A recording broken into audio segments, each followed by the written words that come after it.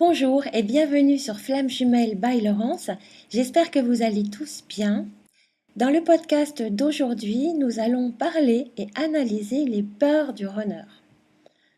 Le prochain podcast sera sur les peurs du chaser, parce que je pense quand même à mes amis les runners qui voudraient bien aussi comprendre comment leur chaser fonctionne. Pourquoi les peurs? Alors ce sujet est important car ces peurs, que ce soit les peurs du runner ou les peurs du chaser, freinent l'évolution du lien. Derrière ces peurs, bien sûr, il y a nos blessures. Connaître les peurs du runner va permettre au chaser de mieux comprendre les attitudes de son autre, de conscientiser qu'il n'en est absolument pas responsable. Mieux comprendre le parcours et tous les efforts et le travail que le chaser doit faire pour lui, mais qui en effet miroir va diminuer considérablement les peurs du runner pour l'amener à travailler enfin de son côté. Alors je sais, beaucoup de chasers me disent c'est nous qui faisons tout le travail, nous on ne fait que travailler et le runner dans tout ça il ne fait rien. Eh bien non, dans ce parcours c'est chacun son tour. Une fois que nous avons, nous chasers, atteint notre complétude, que nous sommes alignés, positionnés, le runner va beaucoup travailler. Déjà, c'est une petite aparté pour nous récupérer, pour avoir le courage d'avancer, travailler sur ses blessures et sur ses peurs. Je vais énumérer les peurs du runner une par une pour vous aider à mieux comprendre son attitude. La première grande peur du runner, c'est la peur de l'amour. Le runner est un effrayé du grand amour. Il cherche des relations confortables qui le placent en sécurité affective, avec souvent un partenaire qui l'aime plus que lui ne l'aime. Il n'aime pas le risque. En étant aimé plus qu'il n'aime, il se place dans une situation où il ne peut pas souffrir. Lorsqu'il rencontre son chaser, c'est tout à fait différent. Il est complètement déstabilisé par l'attraction qu'il ressent, par les sentiments qu'il éprouve, par toutes les pensées obsessionnelles qui l'envahissent dans un premier temps. Il se laisse aller à cette sensation inconnue pour lui jusqu'alors. C'est la fameuse étape de la lune de miel. Je tiens à souligner qu'il y a deux possibilités, c'est important de le noter. Certains runners sentent le danger entre guillemets tout de suite et vont très vite se mettre en protection. Parfois, après la première nuit passée avec leur chaser, ils ressentent la puissance de la connexion, corps, âme, énergie, sensation d'être à la maison, de connaître l'autre depuis toujours. Ils vont alors s'enfuir très vite, en plaçant des barrières, indemnes de ce qu'ils ont ressenti, en repoussant le chaser dans une relation classée comme relation sexuelle. Ces runners existent et il est important de le souligner car les chasers qui sont dans cette situation peuvent se poser beaucoup de questions et ont l'impression de devenir fous car eux aussi ont ressenti cette alchimie hors du commun et unique. Leur runner leur claque la porte en les plaçant dans une catégorie peu valorisante. Ensuite, il y a les rencontres qui perdurent. Ces couples de flammes jumelles rentrent alors dans ce qu'on appelle la fameuse lune de miel. Là où les barrières n'existent plus, ni d'un côté ni de l'autre, le temps n'existe plus non plus, les deux flammes sont fusionnelles, les rapports passionnels, les deux polarités se nourrissent l'une de l'autre, en vase communicant.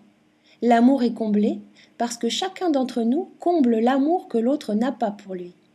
C'est un schéma bien sûr qui est dysfonctionnel, mais dans un premier temps, cette sensation est extraordinaire. On se sent plus vivant que jamais, le bonheur est d'une rare intensité. Et là, cela dépend bien sûr du parcours. Cela peut durer 1 mois, 6 mois, 1 an, 18 mois. La relation décline, car chacun va réveiller les peurs et les blessures de l'autre. C'est quand même notre mission.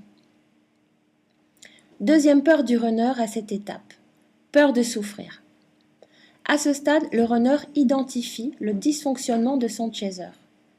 Pas les siens bien sûr dans un premier temps. Il ne faut pas rêver. Il va alors commencer tout doucement à s'éloigner pour se protéger d'une relation si intense qu'elle l'effraie. Cette sensation de danger vient des sentiments qu'il éprouve. N'oublions pas que son fonctionnement est de se protéger. Il s'est construit comme ça depuis son enfance. Peur de souffrir de la perte de son autre et de la séparation.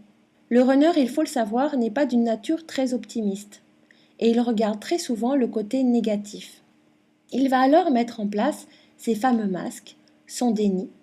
Il est tellement fort qu'il va réussir à se persuader lui-même que son histoire est trop dangereuse émotionnellement pour lui et il bloque ses émotions. La troisième peur du runner est la peur de perdre sa liberté. Devant cet amour sacrificiel de son chaser, qui donne et qui communique, qui fait des projets, qui clame son amour, qui s'accroche lorsqu'il commence à sentir que son runner s'éloigne, toutes ces attitudes vont complètement paniquer le runner qui se sent étouffé, oppressé. Il ressent l'attente, la jalousie parfois. Le runner a besoin de liberté.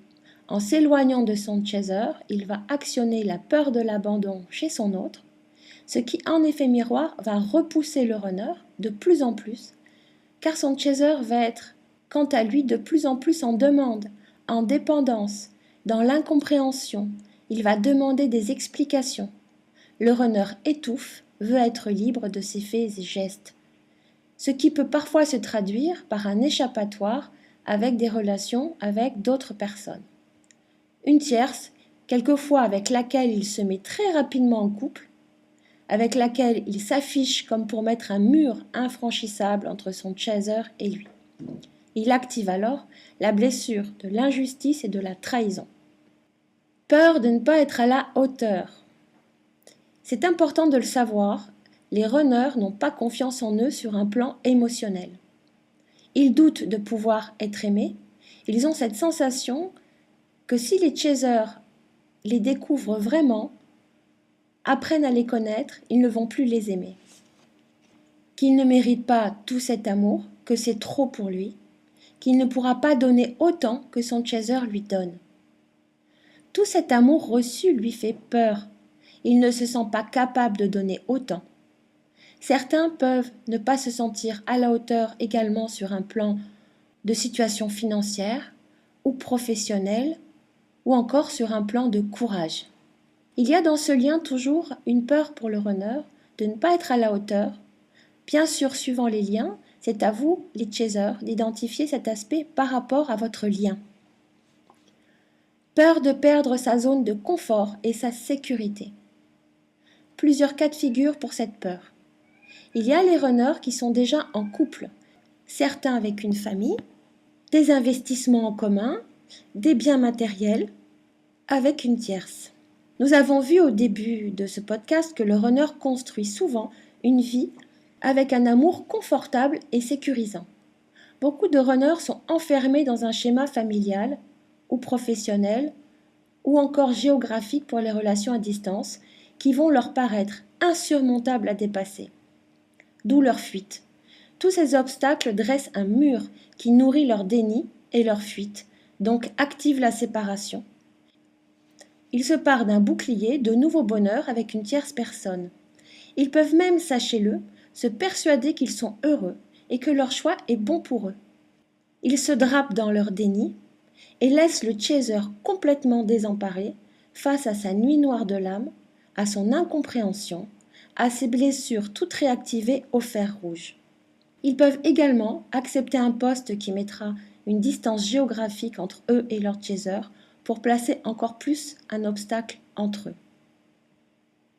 Ils peuvent, s'ils sont dans un schéma familial, actionner la culpabilité, verbaliser l'impossibilité de quitter leur famille, leur vie, qu'ils ont construit, qu'ils ne peuvent pas quitter ce schéma, trop de culpabilité pour eux.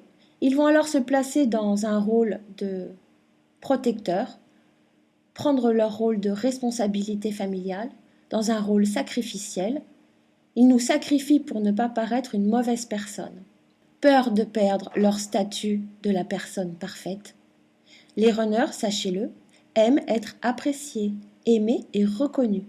Ils sont très souvent entourés professionnellement, amicalement, par de nombreuses personnes. Ils sauvent tout le monde sauf nous. Ils donnent à tout le monde sauf nous. Bref, ils aiment être irréprochables et admirés. Le rôle de méchant est insupportable à endosser pour eux. Il faut quand même le noter, les runners ressentent de la culpabilité, bien entendu, par rapport à nous aussi.